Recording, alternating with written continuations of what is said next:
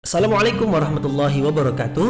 Mari klik subscribe di channel ini dan aktifkan tanda loncengnya untuk mendapatkan update pemberitahuan di video berikutnya.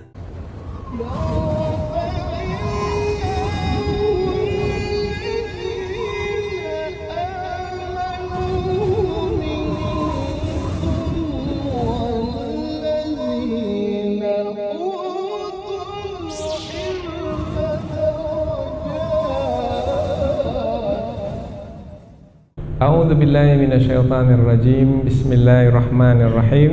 Assalamualaikum warahmatullahi wabarakatuh. Alhamdulillahirabbil alamin wa bihi nasta'inu ala umurid dunya waddin. Nasta'inuhu wa nastaghfiruh wa na'udzu billahi min syururi anfusina wa min sayyiati a'malina. فمن يهده الله فلا مضل له ومن يضلل فلا هادي له أشهد أن لا إله إلا الله وحده لا شريك له وأشهد أن محمدا عبده ورسوله لا نبي بعده أما بعد. Puji syukur kehadiran Allah Subhanahu wa taala yang masih melimpahkan rahmat dan nikmat-Nya. Kita bersyukur dengan mengucapkan Alhamdulillahirabbil alamin.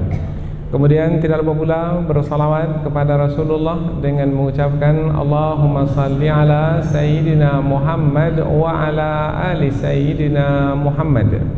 Dan bersalam kepada Rasulullah dengan mengucapkan Assalamu alayka ya Rasulullah. Alhamdulillah kita dapat kembali meneruskan pengajian tafsir ayat-ayat suci Al-Quran yang insyaAllah kita akan teruskan kepada ayat yang ke-72 dan 73 dari surah Al-Anfal. Ayat 72 dan 73 dari surah Al-Anfal dan dua ayat berikutnya, berarti 4 ayat terakhir dari surah Al-Anfal merupakan penutup dari surah Al-Anfal yang mulia ini. Nah, di penutup surah Al-Anfal Allah Subhanahu wa taala menerangkan tentang 4 kelompok orang-orang beriman. Nah, di dua ayat yang akan kita pelajari dalam pertemuan ini adalah menerangkan tentang 3 kelompok dari 4 kelompok tersebut. Dan nanti pada pertemuan yang akan datang kita akan membahaskan pula kelompok yang keempat dari orang-orang beriman. 4 kelompok tersebut disebutkan secara satu persatu oleh Allah Subhanahu wa taala dengan ciri-ciri khas yang ada pada kelompok tersebut. Kemudian Allah juga dengan ciri-ciri yang ada di kelompok tersebut, di dalamnya ada pelajaran bagi kita pada hari ini, yaitu karena kita adalah juga orang-orang beriman, maka kita ingin mengikuti kelompok yang tertinggi kedudukannya dari 4 kelompok yang disebutkan oleh Allah Subhanahu wa taala. Andaikan tidak dapat sampai ke kelompok yang tertinggi itu, paling tidak kita berusaha sekuat tenaga untuk mencapai kedudukan kelompok yang tertinggi dari kelompok orang-orang beriman. Sekarang coba kita lihat ke 4 kelompok tersebut, namun dalam pertemuan ini 3 saja, yaitu yang diterangkan di dalam ayat yang ke-72. Kemudian di ayat yang ke-73 Allah menerangkan kelompok yang berada di luar kelompok orang-orang beriman, yaitu apabila orang-orang beriman adalah, meskipun 4 kelompok adalah satu kesatuan, adalah dari kalangan orang-orang beriman yang ada iman dalam hati mereka, maka di sana ada manusia yang berada di luar kalangan orang-orang beriman. Mereka adalah kelompok orang-orang kafir. Nah, setelah Allah menerangkan tentang kelompok orang beriman, kemudian Allah menerangkan tentang kelompok orang kafir, karena manusia itu dibagi dari beriman atau tidaknya kepada 2 kelompok saja, yaitu kelompok orang-orang beriman dan kelompok orang-orang kafir. Namun kelompok orang beriman itu bertingkat-tingkat. Ada yang tingkatannya tinggi dan ada tingkatannya yang lebih rendah dari yang pertama. Hal itu adalah dari pembuktian keimanan, yang mana di dalam beriman kepada Allah tak cukup dengan mengaku beriman, tetapi hendaklah dibuktikan dengan perbuatan. Nah, ada kalanya perbuatan yang dilakukan sebagai bukti itu adalah perbuatan yang berat. Semakin berat perbuatan di dalam membuktikan keimanan, maka semakin tinggilah kedudukan seseorang itu dalam beriman kepada Allah. Apabila berkaitan dengan kelompok, maka semakin tinggilah kelompok tersebut. Umpamanya kelompok kaum muhajirin. Kemudian setelah itu Allah menyebutkan kelompok kaum ansar. Kaum muhajirin adalah orang-orang yang berhijrah dari Mekah ke Madinah di awal-awal dakwah Islam dahulu. Mereka ditekan, ditindas, dianiaya, disiksa, kemudian diusir dari kampung halaman. Kemudian mereka meninggalkan keluarga, meninggalkan harta benda, hanya karena keimanan mereka kepada Allah. Mereka buktikan keimanan dengan beriman dan berhijrah, bahkan berjihad di jalan Allah dengan harta benda mereka dan mempertaruhkan nyawa mereka. Ini kelompok orang beriman yang tinggi sekali kedudukannya. Setelah itu Allah terangkan pula orang-orang beriman yang berada di kota Madinah, yang menolong orang-orang beriman yang berhijrah ke kota Madinah. Mereka itu disebut kaum Ansar, yang memberikan tempat perlindungan kepada orang-orang yang berhijrah dan juga ikut berperang bersama dengan orang-orang yang berhijrah. Nah, mereka ini tidak memiliki kepentingan apa-apa dalam membantu orang-orang beriman yang berhijrah ke Madinah.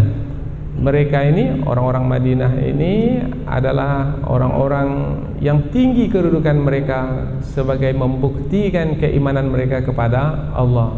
Nah, mereka ini adalah kelompok kedua. Kemudian ada lagi kelompok yang ketiga. Kelompok yang ketiga, mereka sudah beriman kepada Allah, mereka mengikuti kebenaran, tetapi mereka tak juga kunjung berhijrah ke Madinah. Jadi mereka tetap bertahan di Mekah. Karena mereka tetap bertahan di Mekah, sementara kewajiban berhijrah sudah ditetapkan, maka mereka ini masuk ke kelompok yang ketiga. Nah, inilah tiga kelompok yang akan kita pelajari dalam kesempatan ini, yaitu tiga kelompok orang-orang beriman. Kita akan lihat ketiga kelompok ini lebih dekat melalui tafsir dua ayat 72 dan 73 dari surah Al-Anfal. Namun sebelumnya kita akan membacanya terlebih dahulu, kemudian kita akan terjemahkan secara harfiah supaya kita lebih dekat dengan ayat yang akan kita tafsirkan. Setelah itu barulah nanti kita akan jelaskan dua ayat ini dengan panjang lebar, sehingga betul-betul kita mengetahui kandungan dua ayat ini dan pelajaran akan kita dapatkan dari dua ayat ini untuk kita pakaikan pula dalam kehidupan keseharian kita. Allah Subhanahu wa taala berfirman, A'udzu billahi minasyaitonir rajim. Bismillahirrahmanirrahim. Innal ladzina amanu wa hajaru wa jahadu bi amwalihim wa anfusihim fi sabilillah wal ladzina awaw wa nasaru ulaika ba'duhum awliya'u ba'd walladzina amanu wa lam yuhajiru ma lakum min walayatihim min syai' hatta yuhajiru wa in istansarukum fid din fa'alaikumun nasr illa ala qaumin bainakum wa bainahum mitsaq wallahu bima ta'maluna basir. Walladzina kafaru ba'duhum awliya'u ba'd illa taf'aluhu takun fitnatun fil ardi wa fasadun kabir. Allah berfirman, innal ladzina amanu, inna sesungguhnya, alladzina amanu orang-orang yang beriman, wahajaru dan orang-orang yang berhijrah, wajahadu dan orang-orang yang berjihad, bi amwalihim dengan harta benda mereka, wa anfusihim dan diri mereka atau nyawa mereka, mempertaruhkan nyawa mereka, fi sabilillah di jalan Allah. Ini kelompok orang-orang beriman dari kalangan orang-orang yang berhijrah, yaitu penduduk kota Mekah yang berpindah ke kota Madinah. Berikutnya lagi, walladzina awau dan orang-orang yang memberikan perlindungan, yaitu tempat kediaman, wa nasaru dan memberikan pertolongan, dan mereka itu menolong orang-orang yang berhijrah kepada mereka. Ulaika mereka itu, mereka dari kalangan kaum muhajirin dan juga dari kalangan kaum ansar, mereka itu ba'duhum sebahagian mereka, aulia pelindung-pelindung, bagi sebahagian yang lainnya. Artinya mereka saling melindungi antara satu dengan yang lainnya. Sudah dua kelompok, yaitu muhajirin dan ansar. Kemudian kelompok yang ketiga, walladzina amanu dan orang-orang yang beriman. Mereka beriman, sudah beriman, walam yuhajiru dan belum berhijrah. Tadi sudah berhijrah, ini pula belum berhijrah.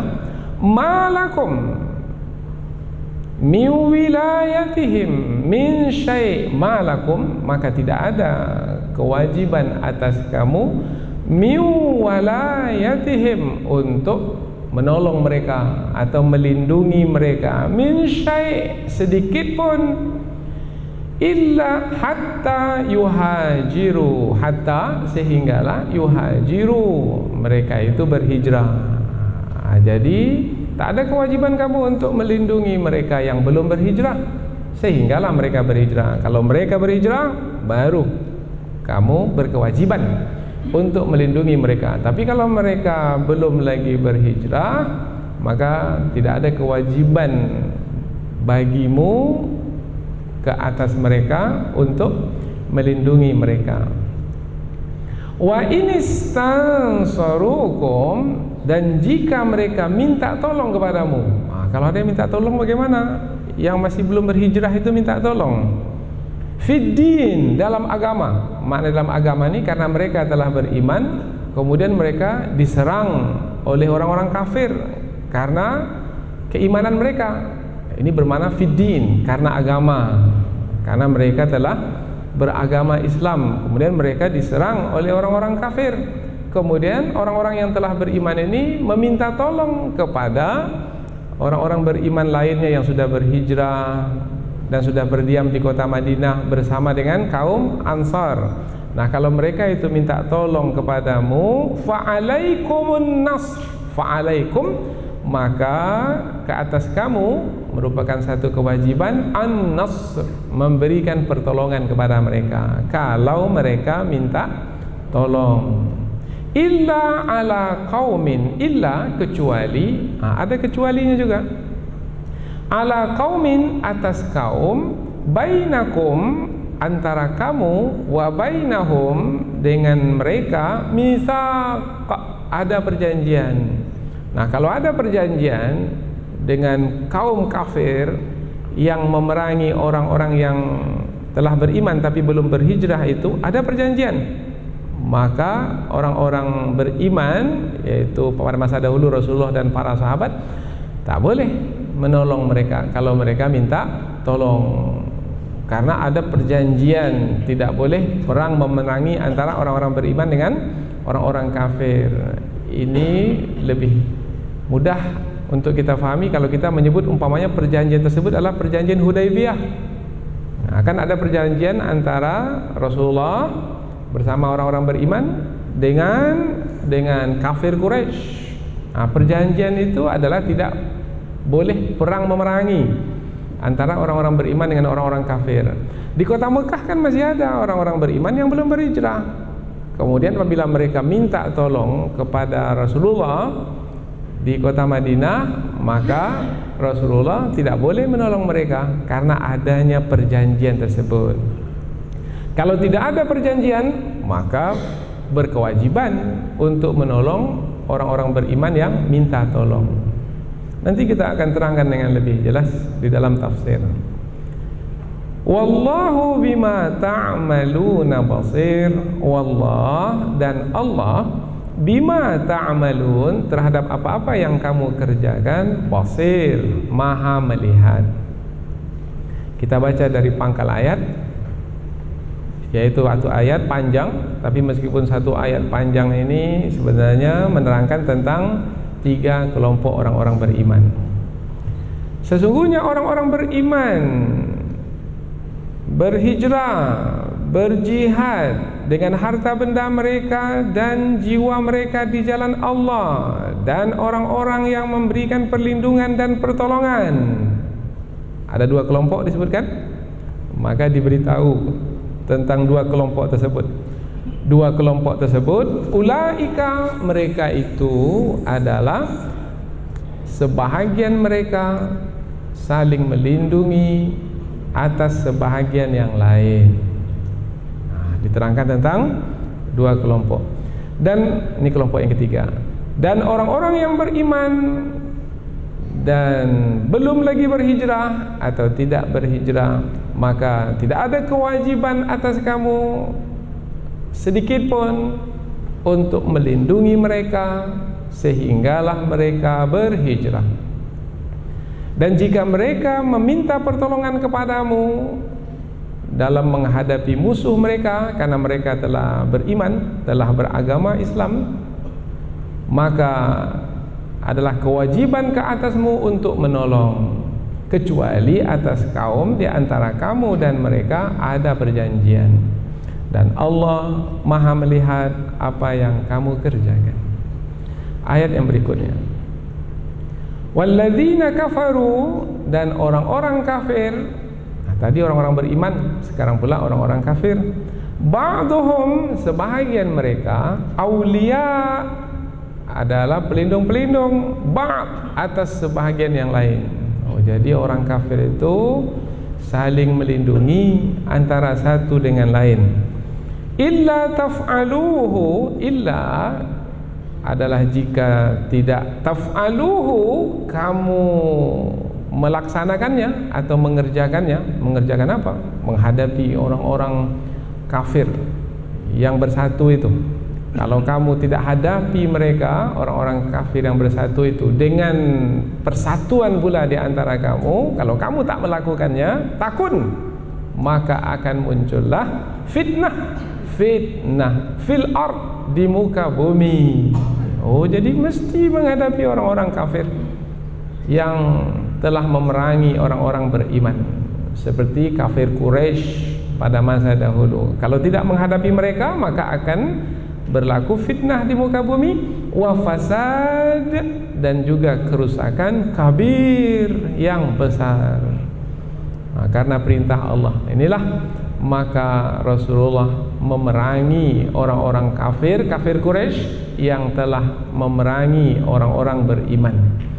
Hanya dengan peperangan itulah maka akan terelakkan, akan terhindar dari fitnah dan juga kerusakan. Kita baca dari awal ayat. Dan orang-orang kafir, sebahagian mereka melindungi sebahagian yang lain, atau saling melindungi di antara mereka. Jika kamu tidak mengerjakannya, yaitu tidak menghadapi orang-orang kafir yang memerangi kamu, yang mana mereka itu bersatu memerangi kamu, maka akan berlaku fitnah di muka bumi dan kerusakan yang besar. Jadi dari dua ayat yang akan kita pelajari ini, Allah Subhanahu wa taala memberitahukan kepada kita bahwasanya orang-orang beriman bukan dalam satu tingkatan, tetapi orang-orang beriman itu ada tingkatan-tingkatannya. Mereka menjadi berkelompok di dalam keimanan kepada Allah disebabkan karena masing-masing membuktikan keimanan mereka itu dengan kesungguhan yang mereka lakukan. Ada yang sungguh-sungguh membuktikan keimanan, yaitu dengan berhijrah sampai berjihad di jalan Allah dengan harta benda dan nyawa mereka. Maka mereka itu adalah orang-orang yang tinggi kedudukannya sebagai orang-orang beriman. Itulah kelompok pertama. Kelompok yang kedua adalah orang-orang yang tidak berhijrah. Mereka masih di kampung halaman mereka. Mereka adalah orang-orang yang menempati kota Madinah. Mereka adalah orang-orang atau penduduk Madinah. Mereka berada di kampung halaman mereka, tapi mereka memberikan pertolongan kepada orang-orang yang berhijrah ke kampung halaman mereka. Mereka berikan semua yang bisa mereka berikan sebagai bukti keimanan mereka kepada Allah, dan tak ada kepentingan apa-apa kecuali sebagai membuktikan keimanan. Ini pun membuktikan keimanan dengan kesungguhan, maka kedudukan mereka ini pun juga tinggi sebagai kelompok orang-orang beriman. Jadi ada kelompok kaum muhajirin, ada kelompok kaum ansar. Kemudian Allah juga menerangkan di sana ada kelompok yang ketiga. Mereka ini berdiam di kota Mekah, mereka sudah beriman tapi mereka tidak berhijrah. Berarti mereka ini adalah orang-orang yang beriman tetapi kedudukan mereka tidak setinggi kedudukan orang-orang yang berhijrah. Maka karena kedudukan mereka tidaklah setinggi kedudukan orang-orang yang berhijrah, maka mereka pun tidak mendapat keistimewaan seperti mana yang didapatkan oleh orang-orang yang berhijrah. Orang-orang yang berhijrah itu mendapat perlindungan dari Rasul, tetapi orang-orang yang tidak berhijrah tak dilindungi oleh Rasul, tak ada perlindungan. Jadi kalau ada mereka itu ditindas, disiksa, dianiaya, Rasulullah tak bisa melindungi mereka, sebab mereka berada di kota Mekah yang dikuasai oleh musuh. Nah, tapi apabila mereka bersama dengan Rasul di Madinah, maka mereka akan dilindungi, akan dikasihi oleh Rasul, disayangi oleh Rasul. Bahkan sampai ada sebahagian ulama tafsir, bahkan di antara orang-orang beriman itu sampai ke tahap waris mewarisi. Biasanya kalau waris mewarisi ini hanya untuk yang seketurunan, ada pertalian darah. Ini meskipun tidak pertalian darah. Nah, ini di awal-awal Islam dahulu ada sebagian ulama tafsir mengatakan sampai boleh waris mewarisi disebabkan karena kedudukan mereka yang tinggi dalam membuktikan keimanan, sehingga mereka menjadi bersaudara lebih dari persaudaraan sedarah, seayah seibu. Akhirnya dibolehkanlah mereka itu waris mewarisi. Tapi nanti di ayat yang ke-75 diterangkan bahwasanya kemudian tidak diperbolehkan lagi untuk waris mewarisi kecuali apabila ada hubungan kekerabatan karena keturunan, karena pertalian darah. Nah, ini disebutkan dalam ayat yang ke-75. Tapi kita sekarang ini hanya membatasi pada ayat 72 dan 73, yaitu tentang 3 kelompok orang-orang beriman. Ada lagi kelompok yang keempat, nanti kita akan terangkan kelompok yang keempat. Ini adalah kelompok yang disebutkan secara umum, dan nanti insyaAllah sampai waktunya kita akan terangkan pula. Tinggal lagi nanti kita bertanya pada diri kita sendiri, kira-kira kita ini masuk kelompok mana ya? Kelompok seperti kelompok kaum muhajirin, atau seperti kelompok kaum ansar, atau sudah mengaku beriman tapi ada kewajiban yang masih belum mampu kita jalankan, belum mampu berhijrah, seperti kelompok yang ketiga. Tujuannya adalah supaya kita dapat memotivasi diri bahwasanya cita-cita yang paling tinggi adalah masuk ke kelompok yang paling tinggi pula. Dan hati-hati, waspada. Di sana ada kelompok di luar Islam yang mereka itu bersatu padu untuk memerangi orang-orang beriman. Maka jika tidak bersatu padu pula menghadapi mereka, maka nanti akan berlaku fitnah di muka bumi, yaitu umat Islam akan ditindas, dianiaya, dan tidak akan mungkin mampu menjalankan kewajiban untuk beribadah kepada Allah, karena akan persempit geraknya, bahkan dipersulit, bahkan dihalang untuk beribadah kepada Allah, seperti mana yang berlaku di beberapa bahagian dari bumi ini, yang mana umat Islam menjadi susah untuk menjalankan syariat agama. Itu adalah fitnah di muka bumi, dan akan berlaku kerusakan, yaitu tidak akan terjalankan syariat Allah yang membawa kepada kemaslahatan, tetapi yang berlaku adalah manusia mengikuti hawa nafsu, sehingga berlakulah kerusakan demi kerusakan. Inilah dia dua ayat yang akan kita pelajari sebagai ringkasannya. Sekarang kita pindah ke tafsir ayat, yaitu penjelasan yang lebih panjang dari ayat. Kita mulai dari ayat yang ke-72.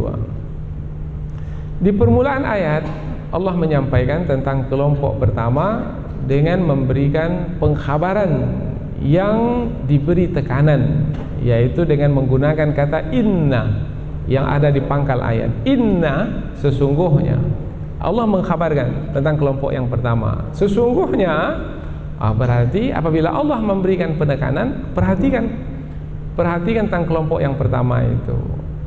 Mengapa mereka itu menjadi kelompok yang tertinggi kedudukannya? Sebabnya adalah karena mereka bersungguh-sungguh dalam membuktikan keimanan. Inna, sesungguhnya, alladzina amanu, orang-orang yang beriman. Orang-orang yang beriman di sini adalah orang-orang yang mengikuti kebenaran yang disampaikan oleh Rasulullah. Kemudian dalam mengikuti kebenaran, mereka mengikuti kebenaran dengan hati mereka, dengan ikhlas, dengan sungguh-sungguh. Tak ada tujuan lain kecuali sebagai mengharapkan keredaan Allah Subhanahu wa taala. Sesungguhnya orang-orang yang beriman, karena ada juga orang yang mengaku beriman tapi tidak dari hati mereka, di mulut saja.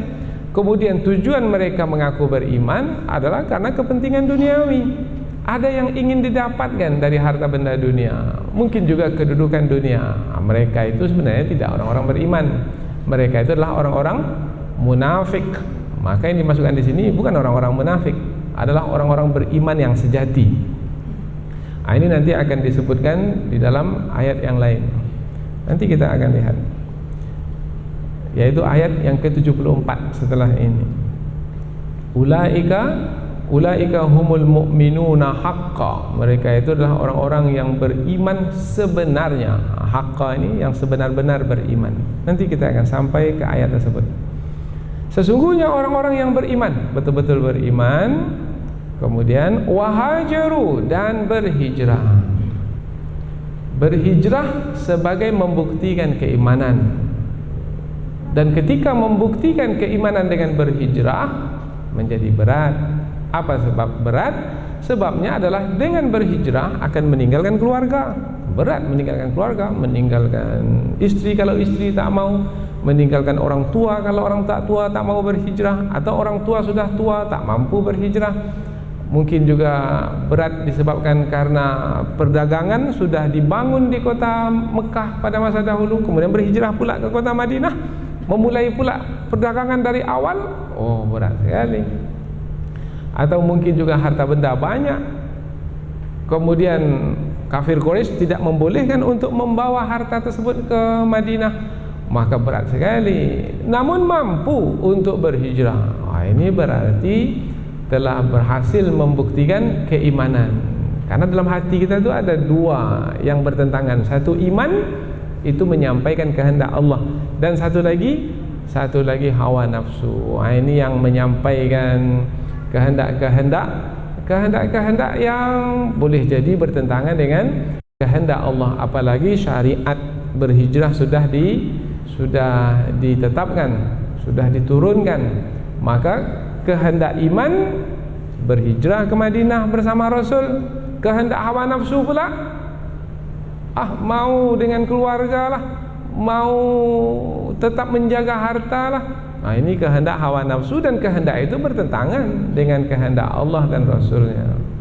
Maka ketika berhasil berhijrah, berarti berhasil mengalahkan kehendak hawa nafsu, berhasil memenangkan kehendak iman, yaitu menyampaikan kehendak Allah Subhanahu wa taala.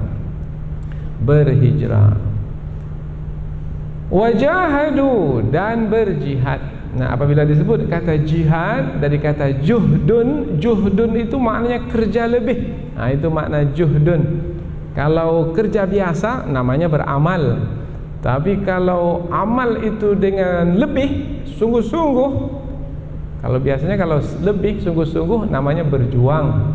Nah, kalau disebut kata berjuang, maka kaitannya dengan pengorbanan. Ada pengorbanan yang dilakukan karena berjuang, maka kita sebut berjihad.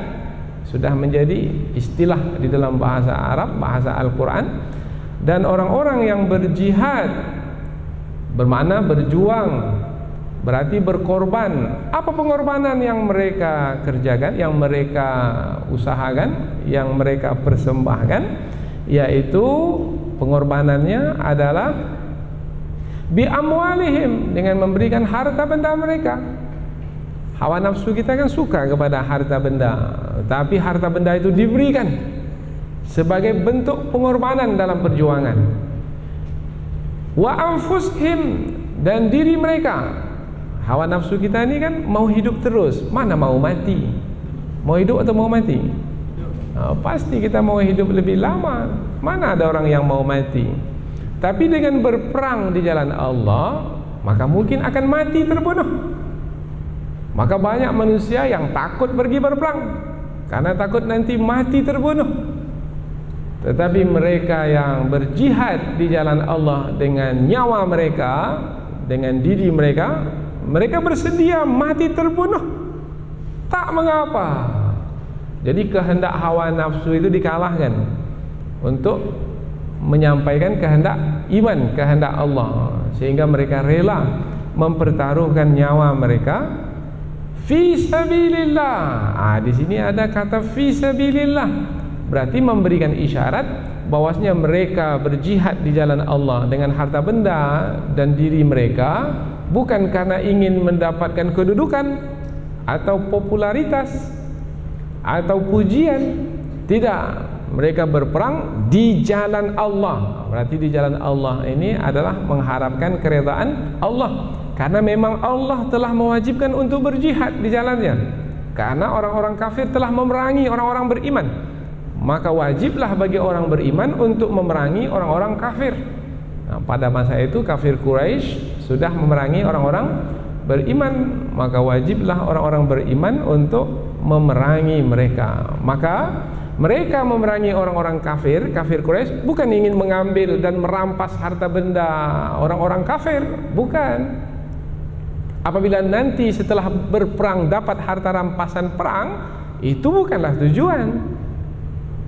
Tujuan yang sebenarnya dalam berperang adalah mengharapkan keredaan Allah, karena Allah telah menetapkan kewajiban berperang, karena orang-orang beriman telah diperangi.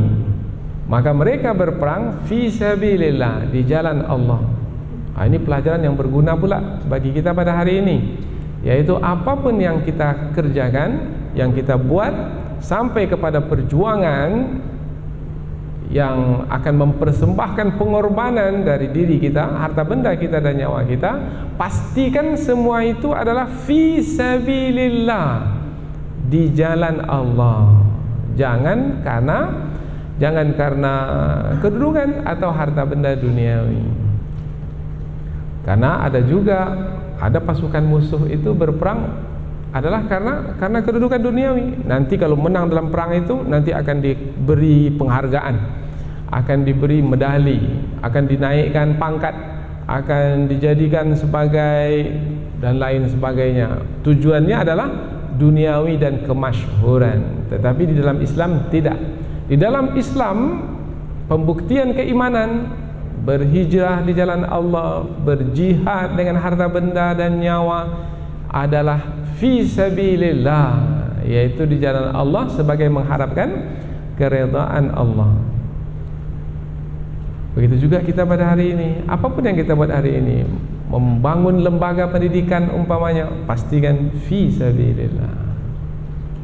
Kemudian umpamanya berdakwah di jalan Allah pun juga fi sabilillah, bukan karena ingin kemasyhuran dan popularitas, apalagi yang lain. Bahkan dalam memimpin sekalipun, kalau kita diberi kuasa kemudian kita memimpin, pastikan di dalam menjalankan kepemimpinan itu bukan untuk menumpuk harta benda, untuk menumpuk kekayaan, tidak, tetapi adalah fi sabilillah, untuk mengharapkan keridhaan Allah. Berikutnya lagi, nah itu kelompok yang pertama, yaitu kelompok orang-orang yang berhijrah. Walladzina awau, dan orang-orang yang memberi kediaman kepada orang-orang yang berhijrah. Kalau tadi adalah penduduk kota Mekah yang berhijrah, sekarang ini yang diterangkan adalah penduduk kota Madinah. Ini kelompok yang kedua. Awau ini dari kata awa. Awa itu maknanya pergi berlindung. Ini juga disebutkan tentang pemuda yang berlindung ke dalam gua, Ashabul Kahfi. Nah, Ashabul Kahfi itu di dalam ayat Al-Quran digunakan juga kata awa. Iz awal fityatu ilal kahfi. Ingatlah ketika pemuda-pemuda yang pergi berlindung ke dalam gua. Pemuda tersebut disebut Ashabul Kahfi. Pergi berlindung awa. Di sini awau di sini maknanya memberikan perlindungan. Ini kaitannya dengan kediaman, karena yang memiliki rumah di kota Madinah itu adalah penduduk kota Madinah. Kemudian kaum muhajirin tak punya rumah di kota Madinah, maka diberilah kediaman. Kediaman yaitu rumah, diberi tempat, diberi ruangan, sehingga mereka terhindar dari kepanasan terik matahari atau hujan, kedinginan di malam hari, atau juga ketakutan terhadap apa saja yang bisa mendatangkan kemudaratan kepada mereka. Maka kata awau di sini juga memberikan at-ta'min, yaitu rasa aman dari apa-apa yang bisa mendatangkan rasa takut. Mungkin apabila tidak diberikan kediaman bisa membawa kepada sakit umpamanya. Maka kaum Al-Ansar memberikan perlindungan, yaitu berupa kediaman kepada kaum muhajirin, yaitu dengan memberikan rumah-rumah mereka. Ini rumah kami, diami rumah kami ini. Kalau ada ruangan yang kosong, silakan gunakan ruangan yang kosong. Bahkan kaum Al-Ansar ini lebih mendahulukan kaum muhajirin dari mereka. Artinya kalau ada kamar yang lebih bagus itu yang diberikan kepada kaum muhajirin. Mereka di kamar yang biasa, sederhana. Ini disebutkan di dalam surah Al-Hasyr ayat yang ke-9. Walladzina tabawwa'ud dara wal imana min qablihim yuhibbuna man hajara ilaihim. Kaum Ansar ini adalah suka sekali terhadap orang-orang yang berhijrah kepada mereka.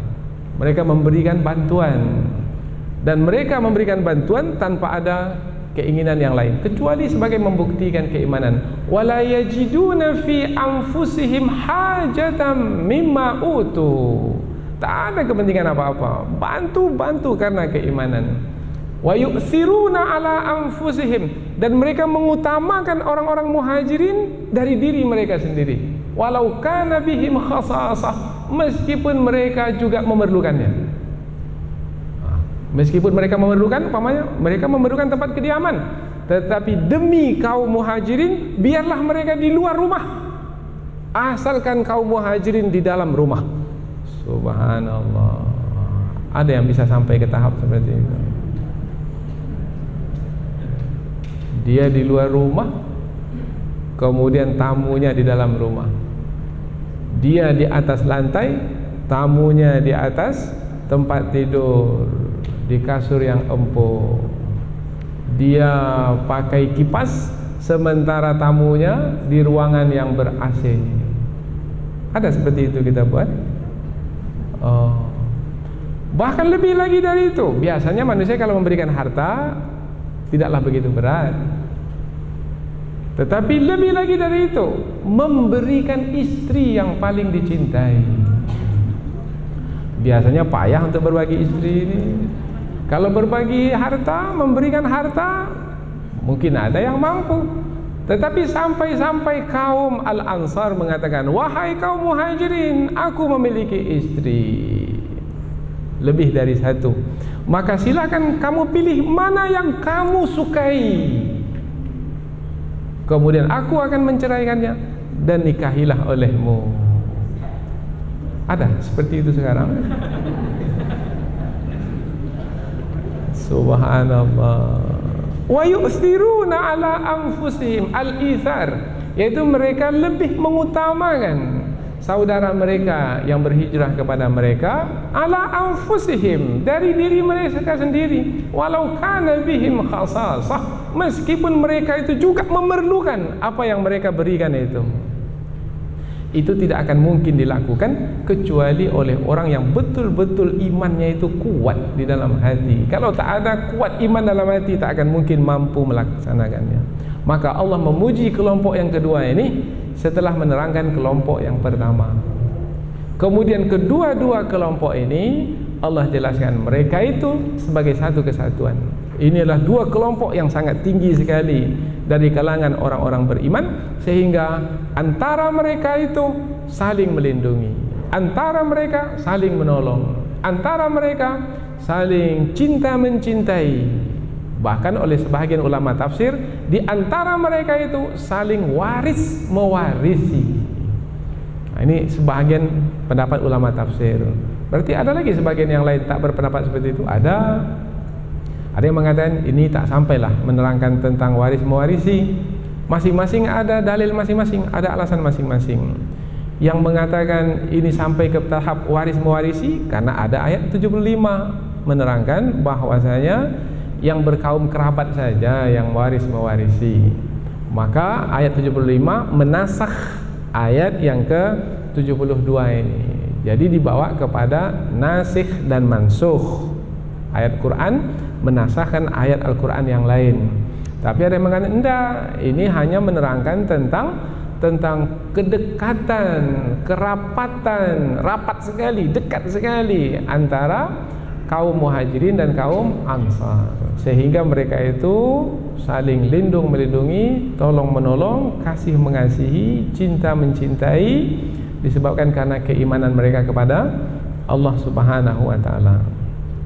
Karena apabila dikatakan sampai ke tahap waris mewarisi, nanti kata aulia itu dipakaikan juga kepada orang kafir. Nah, ayat berikutnya kan kata aulia dipakaikan juga kepada orang kafir. Nah, apabila sampai ke tahap waris mewarisi, mana pula ada orang kafir itu sesama orang kafir waris mewarisi. Oh, berarti kata aulia di sini tidaklah sampai kepada kandungan makna waris mewarisi, hanya pada makna tolong menolong, lindung melindungi, cinta mencintai, kasih mengasihi dan seterusnya. Nah, jadi masing-masing ada dalilnya. Nah, bagi kita adalah terima saja keduanya itu. Apa sebab? Itulah dia kekayaan di dalam tafsir Al-Quran, yang masing-masing ulama tafsir itu memiliki dalil mereka masing-masing, dan setiap dalil mereka itu adalah ijtihad. Setiap dalil yang mereka gunakan, dan itu adalah ijtihad mereka. Mudah-mudahan insyaallah ada kebaikan di dalamnya. Karena setiap orang yang berijtihad benar dapat 2 pahala. Setiap orang yang berijtihad kemudian rupanya salah, maka dapat pahala juga. Kalau benar dapat pahala 2, kalau salah dapat pahala 1. Tetapi itu bagi orang yang sudah mampu menafsirkan Al-Quran. Bagi kita ini yang belum mampu menafsirkan Quran, ikuti sajalah yang mampu. Kalau tidak mengikuti yang mampu, nanti kita menafsirkan Quran sendiri. Nah, inilah dia mulainya ajaran sesat. Yaitu ajaran sesat itu datang dari orang yang tidak memiliki pengetahuan yang cukup, tidak punya bekal yang cukup sebagai ahli tafsir, kemudian menafsirkan ayat sesuka hati. Baik, kita lanjutkan. Ulaika, mereka itu, siapa mereka yang dimaksudkan? Kaum Muhajirin dan kaum Ansar. Ba'duhum, sebahagian mereka, aulia, adalah sebagai wali-wali. Wali-wali maknanya yang dekat. Yang dekat artinya yang melindungi. Maka orang tua itu, ayah, itu juga disebut wali bagi wanita, bagi anak wanita, anak perempuannya. Nah, siapa wali anak perempuan itu? Ayahnya. Nah, karena itulah yang dekat dengannya, yang akan melindunginya, yang akan menolongnya. Maka kata aulia di sini maknanya yang dekat, yang masing-masing lindung melindungi, tolong menolong, bantu membantu. Jadi kedudukan orang-orang beriman yang tinggi adalah sampai ke tahap lindung melindungi.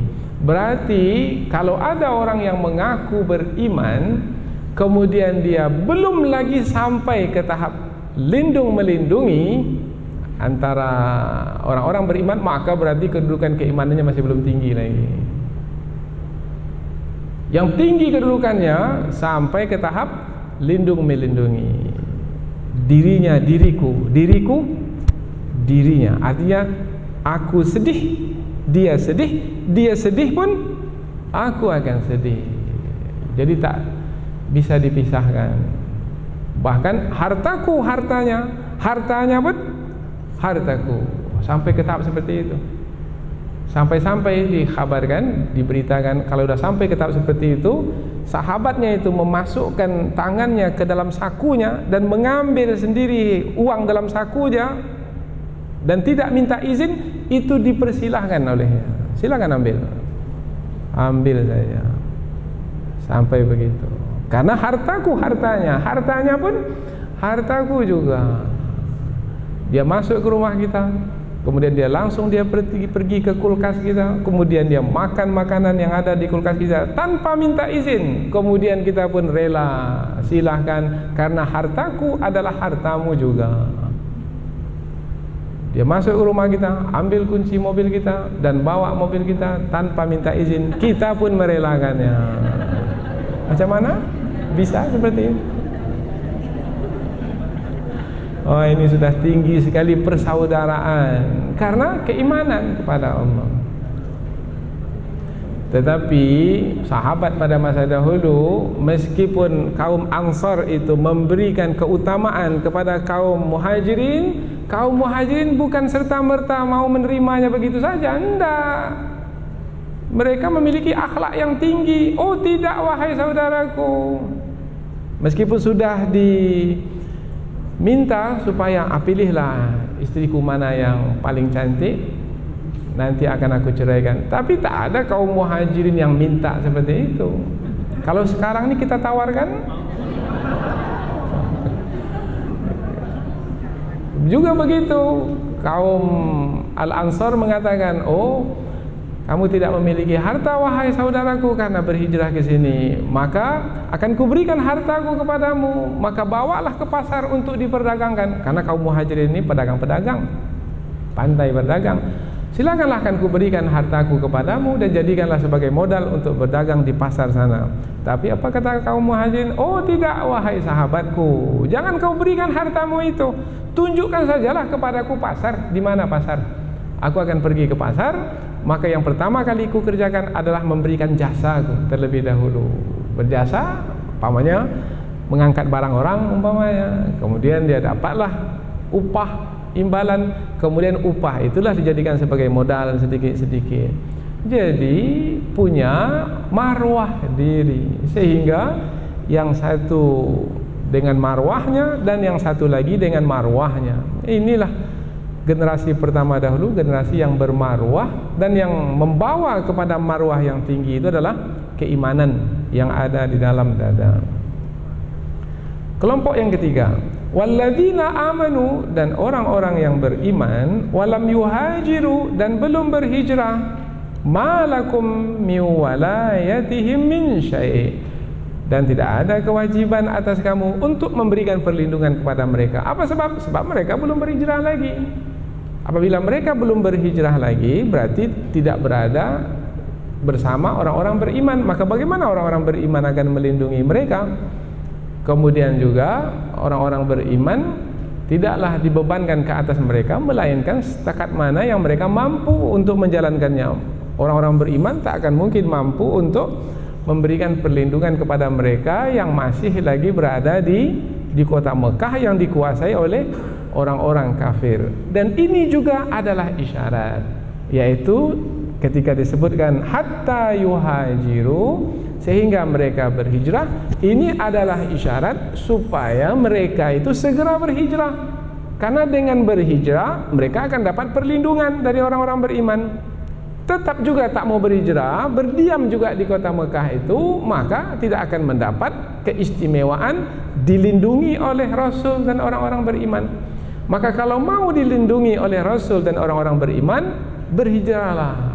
Jadi yang kelompok ketiga ini, ketika Allah menyebut hatta yuhajiru, sehingga mereka itu berhijrah, adalah sebagai isyarat untuk menggesa mereka, yaitu mendorong mereka supaya mereka segera berhijrah, sehingga mendapatkan perlindungan dari orang-orang beriman lainnya.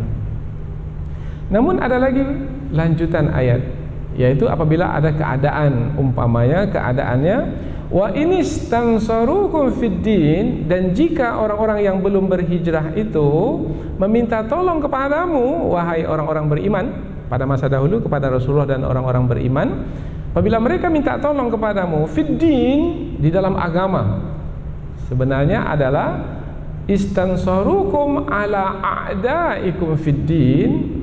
Apabila mereka minta tolong kepadamu untuk menghadapi orang-orang kafir, yaitu musuhmu, sementara mereka ini yang minta tolong ini adalah orang-orang yang sudah beriman bersama denganmu dalam keimanan kepada Allah. Mereka minta tolong karena ada musuh mereka, orang-orang kafir akan membunuh mereka, umpamanya menindas mereka. Maka fa'alaikumun nasr, maka kewajiban kamu adalah untuk menolong mereka. Illa, kecuali, tak boleh menolong mereka kecuali ada lagi keadaan yang kedua. Tadi keadaan pertama ada kewajiban menolong kalau tidak ada perjanjian dengan orang-orang kafir itu. Tapi kalau ada perjanjian dengan orang kafir, tidak boleh menolong orang-orang beriman yang ada di kota Mekah, dengan orang kafir yang ada di kota Mekah.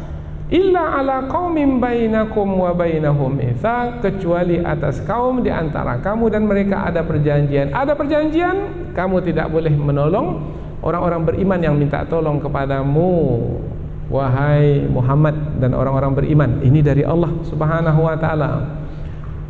Artinya apa? Artinya agama Islam adalah agama yang menjunjung tinggi perjanjian. Perjanjian tidak boleh dikhianati, perjanjian tidak boleh dilanggar, meskipun perjanjian tersebut dengan orang-orang kafir sekalipun. Tak boleh dikhianati, tak boleh dilanggar. Meskipun orang-orang beriman, sama-sama beriman, meminta tolong kepada kita, tetapi apabila bisa membawa kepada pelanggaran perjanjian, maka tidak boleh menolong. Demikianlah tingginya nilai perjanjian di dalam Islam, sehingga tidak boleh dilanggar apabila memang sudah berjanji. Tapi biasanya yang melanggar perjanjian itu bukan orang-orang beriman. Yang melanggar perjanjian itu adalah orang-orang kafir. Seperti perjanjian antara kaum mujahidin di Palestina dengan Israel yang merampas bumi mereka. Perjanjian. Setiap kali ada perjanjian, yang melanggar perjanjian itu adalah Israel, musuh orang-orang beriman. Karena memang mereka ini adalah orang-orang yang melanggar perjanjian. Jangankan perjanjian dengan manusia, perjanjian dengan Allah pun mereka langgar. Masih ingat kisah di dalam surah Al-Baqarah dahulu? Kaum Bani Israel ini melanggar perjanjian dengan Allah yang mereka telah ambil di hadapan Nabi Musa alaihi salam. Ketika mereka menerima kitab suci Taurat, perjanjian dengan Allah mereka langgar, apalagi perjanjian dengan manusia. Maka penyelesaian dengan musuh yang seperti itu tak bisa dengan perjanjian-perjanjian. Penyelesaiannya adalah dengan perang. Dan sudah diperbolehkan perang, sudah, karena mereka telah memerangi orang-orang beriman. Kecuali kalau mereka berjanji. Biasanya mereka kalau sudah terdesak, maka mereka akan meminta ada perjanjian. Tapi setelah itu mereka cari kesempatan, kemudian mereka langgar perjanjian. Itulah dia musuh yang semakin hari semakin nyata, semakin terang. Mereka sebagai musuh yang sebenarnya tidak punya nilai-nilai kemuliaan sebagai manusia. Karena kemuliaan manusia adalah menepati dan menghormati perjanjian yang telah dibuat. Wallahu bima ta'maluna basir, dan Allah Maha melihat apa-apa yang kamu kerjakan. Ujung ayat ini menerangkan bahwasanya jangan sekali-kali melanggar perjanjian. Berkeinginan untuk melanggar perjanjian pun jangan. Apa sebab? Sebab Allah Maha melihat apa yang kamu kerjakan. Meskipun tersembunyi dalam hatimu pun jangan.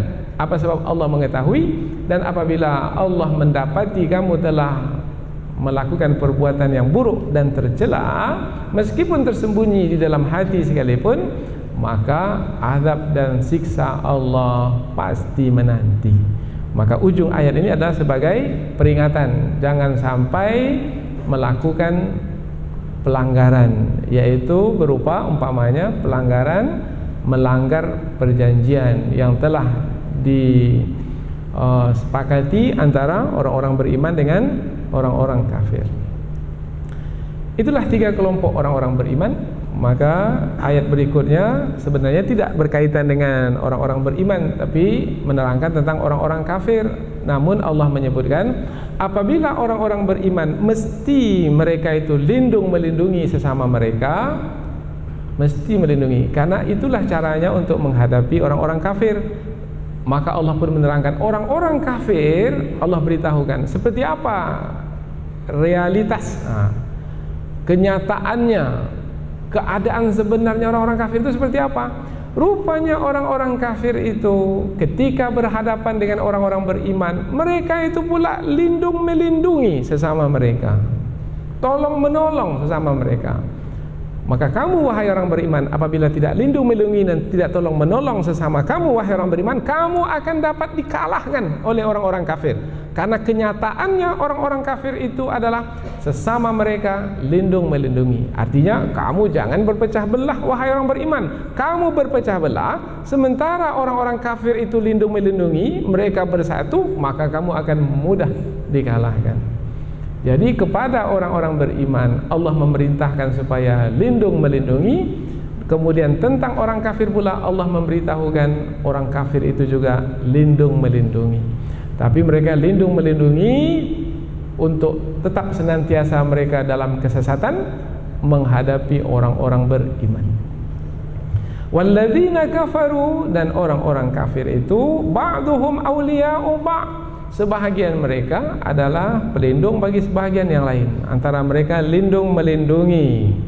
Oh, berarti kamu wahai orang beriman mesti juga seperti orang-orang kafir itu, tetapi karena keimanan. Kalau mereka itu adalah karena hawa nafsu. Mengapa disebut karena hawa nafsu? Karena mereka tak memiliki iman. Kemudian berapa mereka melindungi? Sebab kalau mereka tidak melindungi sesama mereka, mereka akan mudah dikalahkan oleh orang-orang beriman. Mereka tak mau dikalahkan oleh orang beriman, maka mereka pun bersekutu sesama mereka. Maka kita lihat pada hari ini mereka bersekutu sama mereka. Rusia, Amerika, kemudian Iran, ini orang-orang kafir bersekutu di Suriah sekarang ini menghadapi orang-orang beriman. Apa sebab? Sebab mereka tahu kalau mereka tak bersekutu, mereka akan dikalahkan oleh orang-orang beriman. Maka mereka bersekutu itu ada karena kepentingan. Karena sebenarnya mereka sama mereka pun bukannya mereka bersatu sebenarnya. Tahsabuhum jami'an, kamu melihat saja mereka itu bersatu, bersekutu. Walakin akan tetapi tahsabuhum jami'an wa qulubuhum qulubuhum syatta, hati mereka itu saling berbeda antara satu dengan yang lain. Tapi ketika mereka berhadapan dengan orang-orang beriman, mereka itu bersatu padu. Maka illa taf'aluhu, jika kamu tidak bersatu padu pula, tidak lindung melindungi sesama kamu, wahai orang-orang beriman, kamu tidak akan dapat mengalahkan mereka. Kalau kamu tidak dapat mengalahkan mereka, takun fitnatun fil ard, akan muncullah fitnah di muka bumi. Fitnah maknanya yang bisa mendatangkan kesusahan bagi orang-orang beriman. Tadi kita sudah sebutkan, kesusahan itu adalah umat Islam akan ditindas, dianiaya. Untuk mendirikan masjid pun tak boleh. Tak boleh. Kemudian ketika umat Islam umpamanya mau melaksanakan perayaan hari raya besar, umpamanya Idul Fitri, Idul Adha, dilarang. Untuk mengumandangkan azan, dilarang, dan lain sebagainya. Nah, itu adalah fitnah. Karena apabila ada yang melarang kita dari menjalankan ibadah, sementara ibadah adalah bahagian dari agama, hak asasi, tapi dilarang, ini adalah fitnah fil ardi. Ini adalah yang mendatangkan kesusahan di muka bumi, wa fasadun kabir, dan inilah kerusakan yang besar. Maka untuk mengelakkan fitnah yang akan berlaku, kerusakan yang akan berlaku, maka orang-orang beriman mesti bersatu padu, lindung melindungi sesama mereka untuk menghadapi orang-orang kafir yang juga seperti itu keadaannya. Namun orang kafir akan dapat dikalahkan karena Allah bersama dengan orang-orang beriman. Inilah dia dua ayat yang kita pelajari dalam kesempatan ini, yaitu tentang tiga kelompok orang-orang beriman: kelompok kaum muhajirin, kelompok kaum ansar, dan kelompok kaum yang sudah beriman tapi masih belum lagi berhijrah. Dan ini adalah kelompok yang digesa, didorong oleh Allah Subhanahu wa taala supaya bersegera berhijrah, yang dengan itu akan mendapatkan keistimewaan seperti yang didapatkan oleh saudara-saudara mereka yang lainnya dari kalangan orang-orang yang beriman, dari kalangan kaum muhajirin dan ansar. Mudah-mudahan apa yang kita pelajari ini ada manfaatnya, insyaallah. Subhanakallahumma wa bihamdika, asyhadu an la ilaha illa anta wa astaghfiruka wa atubu ilaik. Wassalamualaikum warahmatullahi wabarakatuh.